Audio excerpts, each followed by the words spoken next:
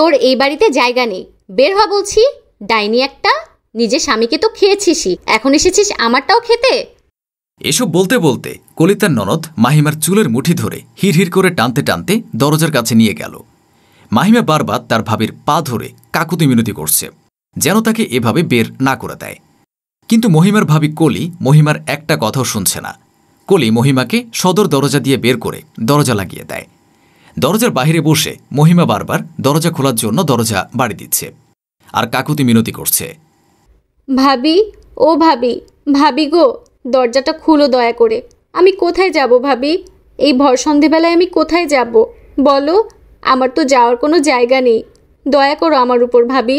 আমি তোমার বাসার কাজের মেয়ের মতো হয়ে থাকবো, তারপরেও আমাকে বাসা থেকে বের করে দিও না ভাবি। আমার যে তোমরা ছাড়া এই পৃথিবীতে আর কেউ নেই। মহিমার এ আহাজারিতেও কলির মন গড়ল না। কলি এবার নিজের ঘরের কাছে গিয়ে দরজা খুলে।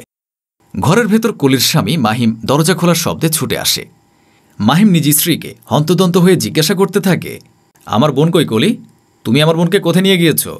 স্বামীর এহেন প্রশ্নে কলি বিরক্ত হয়, তারপর মেজাজ দেখিয়ে বলে, আরে রাখো তোমার বোন, খালি বোন বোন করতেই থাকে এই লোক। তোমার বোন যে এলাকার মধ্যে আমাদের মুখে চুনকালি মাখিয়ে দিয়েছে, সেই খবর তোমার আছে?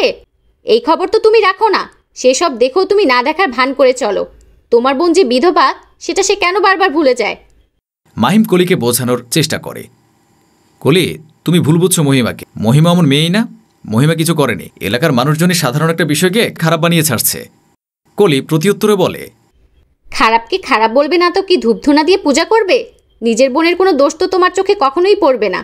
তোমার বোন একা ধোয়া তুলসী পাতা, আর সবাই হচ্ছে তোমার বোনের শত্রু, তাই তো?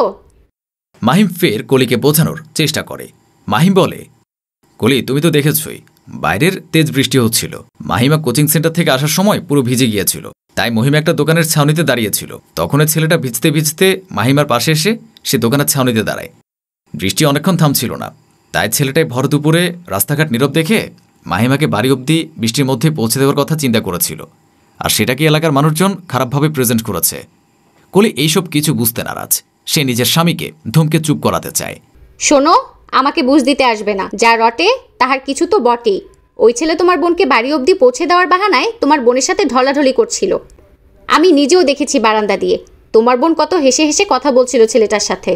তুমি আমার কথা মিলিয়ে নিও, তোমার এই বোনের জন্য তুমি এই এলাকায় মানসম্মান হারাবে। এই বলে কলি বিছানায় ধপ করে বসে পড়ে। মাহিম ছুটে যায় তার বোনের কাছে। মাহিম দরজা খুলে দেখে মহিমা দরজার বাইরে বসে অনবরত কাঁদছে। দরজা খোলার শব্দ পেয়ে মহিমা চোখ তুলে তাকায়। অতঃপর নিজের ভাইকে দেখে উঠে ভাইকে জড়িয়ে ধরে আর ক্রন্দনরত স্বরে বলতে থাকে, ভাইয়া, বিশ্বাস করো, আমি ওই ছেলেকে চিনি না। আমি আজকেই ওই ছেলেকে প্রথম দেখলাম। আমি তো ওই ছেলেটার নামও জানি না। ছেলেটা আমার নিরাপত্তার কথা ভেবে আমাকে বাড়ি অবধি শুধু পৌঁছে দিয়েছে। তার জন্যই ভদ্রতার সূচক আমি তাকে বাড়ির নিচে এসে ধন্যবাদ জানিয়েছি। মাহিম তার বোনকে শান্ত করতে বলে, আমি জানি রে বোন, আমাকে তোর কিছু বলতে হবে না। আমি তোকে সবসময় বিশ্বাস করি। তোর ভাবিকেও ভুল বুঝিস না। তুই তো জানিস তোর ভাবি লোকের কথা কত শোনে। এলাকার মানুষজন তোর ভাবির কান ভরেছে। মহিমা কাঁদতে কাঁদতে বলে, ভাইয়া, ভাবিকে একটু বুঝাও, আমাকে যেন বের করে না দেয়। আমি কোথায় যাব বলো? আমার শ্বশুরবাড়ি থেকেও আমাকে অপয়া অলক্ষী বলে বের করে দিয়েছে। আমার যে আর কোথাও যাওয়ার জায়গা নেই। মাহিম নিজের বোনের মাথায় হাত রাখলেন। তারপর বোনকে ঘরের ভেতরে নিয়ে গিয়ে বোনের রুমে যেতে বললেন। মাহিমা নিজের ঘরে গিয়ে উপর হয়ে শুয়ে শুয়ে কাঁদতে থাকে। সে নিজেই নিজেকে বলতে থাকে, আমার ভাগ্যটা এত খারাপ কেন? সব খারাপ কিছু কেন আমার ভাগ্যেই লেখা থাকে আল্লাহ? প্রথমে বাবাকে হারালাম, তারপর মাকে হারালাম, তারপর বিয়ে হলো। বিয়ের পর স্বামীর ঘরকে আপন করে তো নিলাম, কিন্তু স্বামীর ঘর আমাকে আপন করলো না। স্বামীর বাবা মাকে নিজের বাবা মায়ের স্থান দিয়েছিলাম, কিন্তু কি হলো? স্বামীর সোহাগটাই কপালে বেশি দিন টিকলো না। অ্যাক্সিডেন্টে উনিও আমাকে রেখে চলে গেলেন।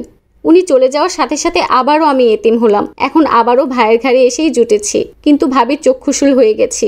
ভাবি আমাকে পছন্দ করেন না। হায় রে আমার জীবন! আত্মহত্যা মহাপাপ না হলে কবেই গলায় দড়ি দিয়ে ফ্যানের সাথে ঝুলে পড়তাম। এগুলো বলে মহিমা আরও কাঁদতে থাকে। এদিকে মাহিমের কাছে একটা অচেনা নাম্বার থেকে কল আসে। মাহিম কল রিসিভ করে। মাহিম বলে, হ্যালো, কে বলছেন? ফোনের অপর পাশ থেকে এক অচেনা ব্যক্তি বলে ওঠে, আসসালামু আলাইকুম ভাইয়া, আমি সুজন বলছি। মাহিম সুজন নামের কাউকে চিনতে পারে না, তাই মাহিম তাকে ফের জিজ্ঞাসা করে, সুজনকে? আমি সুজন নামের কাউকে চিনি না। সুজন নামের অচেনা ব্যক্তিটি এবার মাহিমকে বলে, ভাইয়া, আপনি আমাকে না চিনলেও আমি আপনাকে চিনি। আপনি মাহিমার বড় ভাই। মাহিম এবার সতর্ক হয়। সে প্রশ্ন ছুড়ে, আপনি আমার বোনকে চিনেন কিভাবে? আপনি কি ওর কোচিংয়ের কেউ, যেখানে ও কোচিং করায়? সুজন নামের ছেলেটি খানিক হেসে বলে, না ভাইয়া, আমি মাহিমার কোচিংয়ের কেউ না। আমি গতকাল মাহিমাকে বৃষ্টির মধ্যে বাড়িতে পৌঁছে দিয়ে গেছি। মাহিম অবাক হয়। সেই সাথে ধন্যবাদ জ্ঞাপন করে বলে, আপনাকে অনেক অনেক ধন্যবাদ। আপনি আমার বোনকে সেফলি বাড়িতে পৌঁছে দিয়ে গেছেন। সুজন সহাস্যে বলে, ধন্যবাদ দিতে হবে না ভাইয়া। মহিমা ছাড়া অন্য কোনো মেয়ে হলেও আমি একই কাজ করতাম, কিন্তু মহিমা আমার কাছে বিশেষ কেউ। সুজনের কথা শুনে মাহিম কিছুটা অপ্রস্তুত হয়।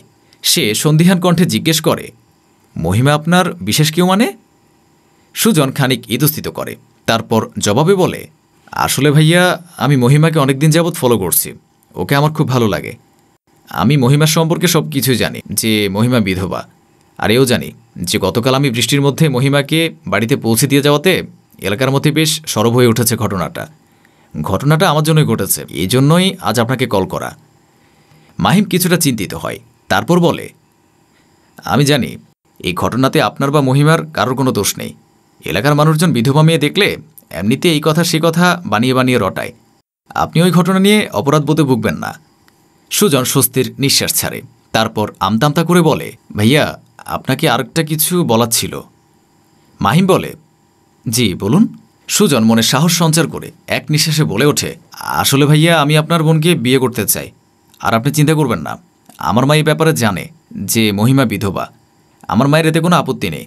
এখন যদি আপনি রাজি থাকেন তাহলে আমি মহিমাকে বিয়ে করতে চাই। সুজনের কথা শুনে মাহিম যেন জবাব দিতে ভুলে গেছে। সে প্রচণ্ড অবাক হয়। কয়েক সেকেন্ড পর মাহিম বলে, আপনি আমার বোনকে সুখে রাখতে পারবেন? সুজনের সরল জবাব, আমার টাকা পয়সা বেশি নেই, কিন্তু আপনার বোনকে খাইয়ে পরিয়ে রাখতে পারবো। আল্লাহ আমাকে এতটুকু সামর্থ্য দিয়েছেন। মাহিম বেশ খুশি হয়, তারপর বলে, তাহলে আগামীকাল আপনার মাকে নিয়ে আমাদের বাড়িতে চলে আসুন। সুজনের যেন আকাশের চাঁদ পাওয়ার মতো অবস্থা। তাও কিছুটা সন্দেহের সুরে বলে, যদি মহিমা রাজি না হয়? মাহিম উত্তর দেয়, সেটা আমার ব্যাপার, আমি বুঝে নেব। তারপর সুজন মাহিমকে বিদে জানিয়ে ফোন রাখে। মাহিম এরপর তার বোনের ঘরের দরজার কাছে গিয়ে নক করে। ভেতর থেকে মহিমা চোখ মুছে তার ভাইকে আসতে বলে।